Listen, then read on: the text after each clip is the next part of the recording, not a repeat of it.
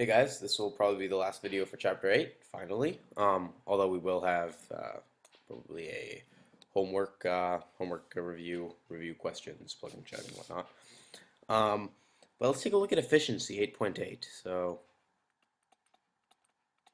efficiency, and basically, that word. I'm sure you know what it means. It's basically how well something can do, how well something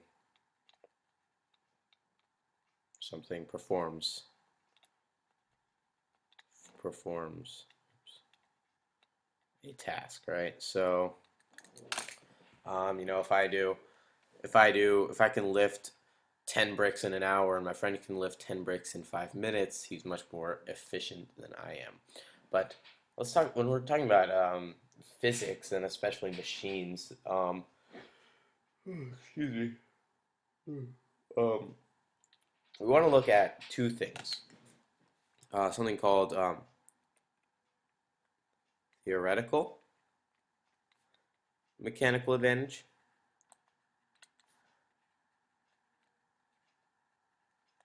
and actual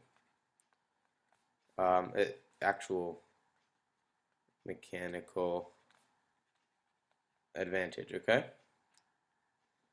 Sometimes this is called ideal mechanical advantage, like what it should be if we were in a perfect world with no friction and everything. But what we want to look at is we when we looked at those machines in the last video, we saw that the work input always equaled the work output, and always, and we, if we were using those same mathematical equations and whatnot, we'd see that a car would go from 100 joules of potential energy to 100 joules of kinetic energy, but that's not the case. A system like a car could go from 100 joules potential to maybe 95 joules kinetic. But then, since conservation of energy, the 5 joules has gone somewhere. It didn't get destroyed. So that is said to have gone off as thermal energy, most likely. Thermal would be 5 joules, right? Because the system always has to equal each other, right? And so this machine isn't 100% efficient. A machine that would be 100% efficient would go from 100 joules of potential energy to 100 joules of kinetic energy, and no machine in the world does that. Um, there's always some amount of energy let off, some percentage of the original of the input energy let off as thermal or something of that sort. So we want to find the efficiency of machines because we want to know which ones should we use or how effective are these things and whatnot. So which ones do you use? I mean, what's a good efficiency? Well, let's look at the two equations that we have for efficiency.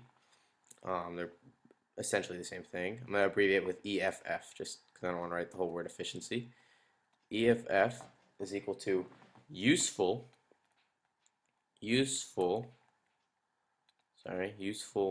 work out over total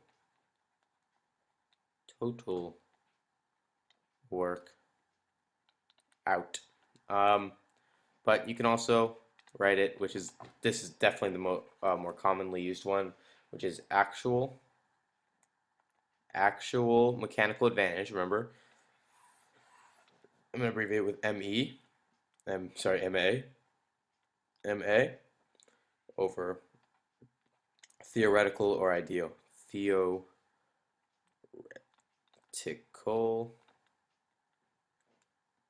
MA, right?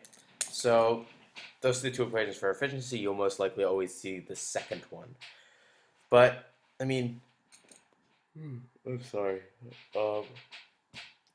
But right here we have three unknowns in this equation, right? We have three unknowns. How do we find these two mechanical advantages in the system? Well, there's some pretty easy equations. Since we're dealing with work here with these machines, we have a theoretical or ideal. All right,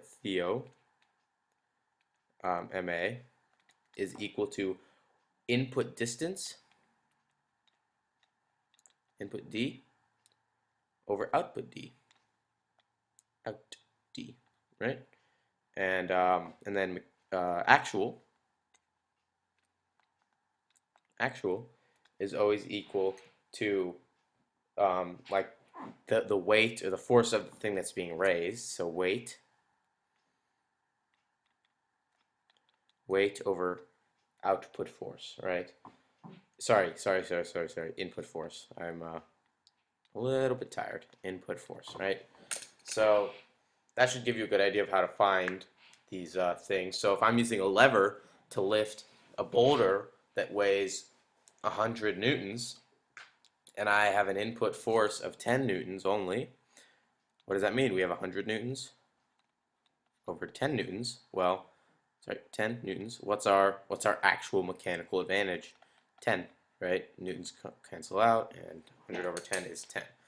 And yeah, that's how you find actual and theoretical. So it's pretty easy, if you ask me. And that's how you find efficiency. It's really not that hard. We'll probably go through some practice problems. In fact, there's a really good one on page 116 in that yellowish box that says question. It says, it gives you a little diagram of that boy sledding on the inclined plane. It's a machine, and part A says it's a total weight 500 newtons up top. Sorry. It says, what is the theoretical mechanical advantage of this slope? Well, that's pretty easy. We have input distance over output distance. So that's input distance would, of course, be 10, right? Because he's going up 10. So 10 over 1 equals 10. That's his theoretical mechanical advantage, theo. And then let's skip down to C because that deals with what we're talking about now. Considering the practical case where friction is present, which is always true, suppose the tension in the rope were actually 100 newtons. What is the actual mechanical advantage of the slope? What would the efficiency be? So the actual mechanical advantage, we don't even really need to pay attention to all those extra words. We just need to look at the numbers, okay? So we have weight of, he weighs 500 newtons, right? They gave us that, we know that. And the input force is the tension on the string, is how hard the string is, trying to get him up there. And that's 100 newtons. Okay? So that cancels all out to 5, right?